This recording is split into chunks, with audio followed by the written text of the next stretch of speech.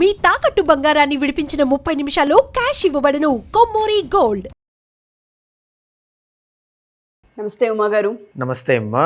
August 17న Ravi transit అని చెప్తున్నారు. ప్రత్యేకించి ద్వాదశ రాశుల వారి కనుక మనం చూసుకుంటే ఏ విధంగా ఉండే అవకాశం ఉంటుంది అంటారు? ఎటువంటి మార్పులు జరగబోతున్నాయి? ప్రత్యేకించి ద్వాదశ రాశుల వారికి వచ్చే ఫలితాలు ఏంటండి? తప్పనిసరిగా అమ్మ, రవి అనేటువంటి గ్రహము ప్రతి నెల కూడా మారుతూ ఉంటారండి. అదేవిధంగా ఆ క్రమంలోనే ఈ ఆగస్టు 17వ తారీఖు దగ్గర నుంచి సెప్టెంబర్ 17వ తారీఖు దాకా రవి అనేటువంటి ఆయన సింహరాశిలోకి వెళ్ళబోతున్నారు. ఈసారి జరిగేటువంటి ప్రత్యేకత ఏంటి అంటే, రవి స్వక్షేత్రమైనటువంటి ఓన్స్ అయినటువంటి తన సొంత ఇల్లు అయినటువంటి సింహరాశిలోకి వెళ్ళడం చాలా గొప్ప విశేషం అండి. దీనివల్ల రవి అనేటువంటి ఆయనకి సంబంధించిన కారకత్వాలు అన్నింటిలోనూ కూడా చాలా సుస్థిరత్వమైనటువంటి రిజల్ట్స్ అన్నీ కూడా కనబడుతూ ఉంటాయి. ఫర్ ఎగ్జాంపుల్, రాజకీయాలు ఇప్పుడు ఎలా అయితే అల్లర్లు సంభవిస్తున్నాయో రాజకీయాలు ఇవన్నీ మనం చూస్తూ ఉంటాం. బట్ ఆగస్టు 17 తర్వాత అవన్నీ కూడా సాల్వ్ అయ్యే అవకాశాలు, సెటిల్ డౌన్ అయ్యే అవకాశాలు బలంగా కనబడతాయండి. గోల్డ్ ప్రైసెస్ కానీ, సిల్వర్ ప్రైసెస్ కానీ, సిల్వర్ కాదు ఓన్లీ గోల్డ్ ప్రైసెస్ కానీ, ఇలాంటివి అప్స్ అండ్ డౌన్స్ అనేటువంటివి లేకుండా ఒక చోట స్టాండర్డ్ అయ్యేటువంటి అవకాశాలు కనబడతాయి. ఫార్మా ఫీల్డ్లో గ్రోత్ అనేది కనబడుతుంది అని చెప్పొచ్చు. రాజకీయ పరంగా మార్పులు కొన్ని జరిగి కొత్త కొత్త పదవులు ఇలాంటివి వచ్చే అవకాశాలు కూడా బలంగా కనబడతాయండి. అయితే ఈ రవి అనేటువంటి ఆయన ఎప్పుడు మారినా సరే 4 రాశుల వాళ్ళకి రాజయోగాన్ని ప్రసాదిస్తుంటే, మిగతా రాశుల వాళ్ళకి కొన్ని రాశుల వాళ్ళకి యావరేజ్గా, కొన్ని రాశుల వాళ్ళకేమో కొంచెం ఇబ్బందికరమైన పరిస్థితులు ఇస్తూ ఉంటారు. అయితే ఈ క్రమంలో ఈ నెల రోజుల్లో రవి అనేటువంటి ఆయన ఉన్నటువంటి రోజుల్లోనే ఆగస్టు 22వ తారీఖు తర్వాత బుధుడు కూడా అక్కడికి వచ్చి, రవి బుధుల యొక్క సంయోగం, దాన్ని బుధ ఆదిత్యయోహ అధికార అన్నట్టు బుధ ఆదిత్య యోగాన్ని ఏర్పాటు చేయడం వల్ల కొన్ని రాశుల వాళ్ళకి అపారమైన అదృష్టం పట్టబోతోంది. అది కూడా నెక్స్ట్ సిరీస్ ఆఫ్ వీడియోస్లో మనం చూద్దామండి. అయితే ఇప్పుడు ఈ రవి అనేటువంటి ఆయన సింహరాశిలో ట్రావెల్ చేయడం వల్ల ద్వాదశ రాశుల వాళ్ళకి ఎలాంటి ఫలితాలు కనబడుతున్నాయో మనం డీటెయిల్గా అనలైజ్ చేద్దామమ్మా. కన్యా రాశి వారికి కనుక మనం చూసుకుంటే రవి ట్రాన్సిట్ని బట్టి ఈ రాశి వారికి వచ్చే ఫలితాలు ఏంటి ఉమ్మగారు? తప్పనిసరిగా అండి, కన్యా రాశి వాళ్ళకి మనం తీసుకుంటే అసలు ఫస్ట్ ఆఫ్ ఆల్ వీరి యొక్క గ్రహ సంచారాన్ని ఒకసారి మనం క్రిస్ప్గా చూద్దామండి.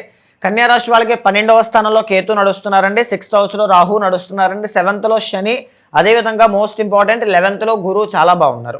అయితే ఇప్పుడు ఈ రవి అనేటువంటి ఆయన 12th హౌస్లోకి ఎంటర్ అవబోతున్నారు.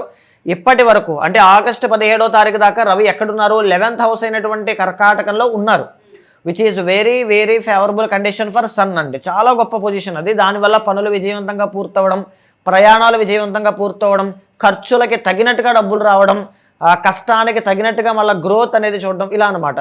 అంటే మనకు ఎంత అవసరం ఉందో దానికి తగ్గట్టుగా డబ్బు సంపాదించే యోగ్యత. ఇప్పటికిప్పుడు మనకు ఒక 10 రూపాయలు కావాలనుకోండి, ఆ టైం కల్లా మనం ఎవరి దగ్గర అవమాన పడకుండా డబ్బులు వచ్చాయంటే దైవానుగ్రహం మన మీద ఉన్నట్లేనండి. అలాంటి యోగం ఇప్పటి వరకు ఉంది, ఆగస్టు 17 వరకు. ఆగస్టు 17 దగ్గర నుంచి రవి అనేటువంటి ఆయన ఎక్కడికి వస్తున్నారండి? 12th హౌస్ అయినటువంటి సింహరాశిలోకి స్వక్షేత్రంలోకి వస్తున్నారు. ఇక్కడ 12th హౌస్ అనేటువంటిది రవికి ఫేవరబుల్ కండిషన్ కాదు, కానీ స్వక్షేత్రంలో ఉన్నారు కాబట్టి నెగటివ్ సైన్స్ అనేవి అంతగా ఇవ్వరు, బికాజ్ సొంత ఇల్లు కాబట్టి. కానీ అక్కడే కేతు కూడా ఉన్నారు. అంటే దీని అర్థం ఏంటి? కన్యా రాశి వాళ్ళకి ఎస్పెషల్లీ విదేశీ యోగానికి సంబంధించి, ఫారెన్ ట్రావెల్స్, ఫారెన్ సెటిల్మెంట్కి సంబంధించిన విషయాల్లో కొన్ని ఆటంకాలు వస్తాయి. ఫర్ ఎగ్జాంపుల్, వీసా ఎగ్జామ్స్, అదే వీసా ప్రాబ్లం ఉంది, దానికోసం ట్రై చేస్తున్నామండి, ఏదైనా అవుతుందా, అప్రూవ్ అవుతుందా, రిజెక్ట్ అవుతుందా, కొంతవరకు ఇబ్బందికరంగా కనబడుతోంది బికాస్ ఆఫ్ రవి అని చెప్పొచ్చు. ఫారెన్ సెటిల్మెంట్ కోసం గ్రీన్ కార్డ్ అప్లై చేసాం, అది ఏ ఫలితం వస్తుంది? అదేవిధంగా ఫారెన్లో ఉన్నాము, అక్కడే ఉంటామా లేకపోతే వెళ్ళిపోతామా, ఆ నిర్ణయము ఈ నెలలోనే మేము తీసుకోవాల్సింది ఉంది. ఏ రకంగా తీసుకుంటాం? ఈ రకంగా. అలాంటి నిర్ణయం తీసుకోవాలనుకుంటే విదేశాల్లో ఉండే అవకాశాలు ఎక్కువగా ఉంటాయి, బికాజ్ 12th అనేది ఫారెన్ సెటిల్మెంట్, అక్కడే రవి ఉన్నారు కాబట్టి. ఆ పాయింట్ ఆఫ్ వ్యూలో కన్యా రాశి వాళ్ళకి ఫారెన్ సెటిల్మెంట్ అయితే బాగుంది. ఇకపోతే 12th హౌస్లో రవి అనేటువంటి ఆయన ఉన్నప్పుడు 12th ఇండికేట్స్ ఏంటి అంటే hospitalisation, 12th indicates isolation, 12th indicates expenses, 12th indicates long lasting health issues, 12th indicates మోక్ష స్థానము, స్పిరిచువల్ ఇంక్లినేషన్, ఇలాంటివన్నీ అండి. సో దానివల్ల ఏంటి అంటే ఎవరైతే ఈ స్పిరిచువల్గా గ్రో అవ్వాలి అనుకుంటున్నారో వాళ్ళకి చాలా బాగుంటుంది, బికాజ్ ఆల్రెడీ అక్కడ కేతు ఉన్నారు, మోక్షానికి కారకుడైనటువంటి కేతు. సో డెఫినెట్లీ కన్యా రాశి వాళ్ళకి స్పిరిచువల్గా గ్రో అవ్వాలి. ఏదైనా ఒక ఫర్ ఎగ్జాంపుల్, నేను కాశీ వెళ్దాం అనుకుంటున్నానండి, అరుణాచలం వెళదాం అనుకుంటున్నాను, నాకు ఇష్టమైనటువంటి ద్వారకా, బృందావనం వెళదాం అనుకుంటున్నాను, లేకపోతే ఇలాంటివన్నీ కూడా. ఇలా వెళ్ళాలి అని కోరిక ఉండి స్పిరిచువల్ గ్రోత్ కావాలనుకునేటువంటి వాళ్ళకి చాలా బాగుంటుంది. 12th రవి ఉండడము చేత ఆల్రెడీ ఏదైనా severe health issues, heart problems కానీ, బోన్ ప్రాబ్లమ్స్ కానీ, కీళ్ళవాతము, ఆర్థోపెడిక్ ప్రాబ్లమ్స్ కానీ ఇలాంటివి ఉండి, జాండీస్ కానీ, ఐ ఇన్ఫెక్షన్స్ కానీ ఇలాంటివి ఏమైనా ఉండి సివియర్ హెల్త్ ఇష్యూస్తో బాధపడుతూ ఉన్నటువంటి కన్యారాశి వాళ్ళకి ఈ మంత్లో దానికి ఏదైనా ఒక సొల్యూషన్ దొరకవచ్చు విత్ సమ్ ఛాలెంజెస్ అండి. బికాస్ ఆఫ్ కేతు కూడా అక్కడే ఉన్నారు కాబట్టి కొన్ని డిలేస్, కొంత కష్టం, కొంత పెయిన్ అనుభవించిన తర్వాత ఒక సొల్యూషన్ దొరకవచ్చు. అదేవిధంగా డబ్బులు ఆ హాస్పిటల్ కోసమనో ప్రెస్టేజియస్ ఇష్యూ కోసం డబ్బులు ఖర్చు పెడుతూ ఉంటారు. వాళ్ళు అంత ఖర్చు పెడితే మేమెంత ఖర్చు పెట్టాలి, అసలు అవసరం లేని డబ్బుల విషయంలో ఇలాంటివి కొన్ని ఉంటాయి. ప్రెస్టేజ్ కోసం ఖర్చు పెట్టేవి, అలా ప్రెస్టేజ్ కోసం డబ్బులకు చాలా వరకు ఖర్చులు అవ్వచ్చు. తర్వాత ఈగోకి వెళ్ళి కానీ ఇలా సెల్ఫ్ రెస్పెక్ట్ని కాపాడుకోవాలి అనుకునేటువంటి దాంట్లో ఎక్కువగా కష్టపడవచ్చు. ఇలాంటివి జరిగే అవకాశాలు ఎక్కువగా ఉంటాయండి.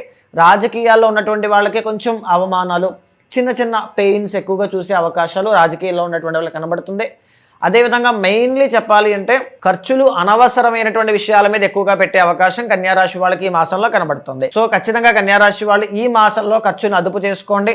ఆరోగ్యం పట్ల జాగ్రత్త, అనవసరమైన ప్రయాణాలు చేయొద్దు. ఫినాన్షియల్గా డబ్బు నిలబెట్టుకోవడానికి ఎక్కువగా ప్రయత్నం చేయండి. ఇకపోతే కన్యారాశి వాళ్ళకి మిగతా గ్రహాలన్నీ కూడా అనుకూలంగా ఉన్నాయి కాబట్టి రెమెడీ పార్ట్ అనేటువంటి అంతగా మీరు సివియర్గా చేయాల్సిన పని అయితే ఏమీ లేదు. బట్ ఈ రవికి బలం పెరగడానికి మాత్రం డెఫినెట్గా చేయాల్సింది ఏంటి అంటే, రవికి బలం పెరగడానికి మాత్రం తప్పనిసరిగా చేయాల్సింది జపా కుసుమ సంకాశం కాశ్యపేయం మహాద్యుతిం తమోరిం సర్వపాపఘ్నం ప్రణతోస్మి దివాకరం. ఈ మంత్రాన్ని ఎవ్రీడే 6 times ఈ వీడియో సేవ్ చేసుకోండి. 6 సార్లు ప్రతిరోజు కూడా ఉదయం సూర్యోదయం అయిన తర్వాత ఖచ్చితంగా జపం చేయండి.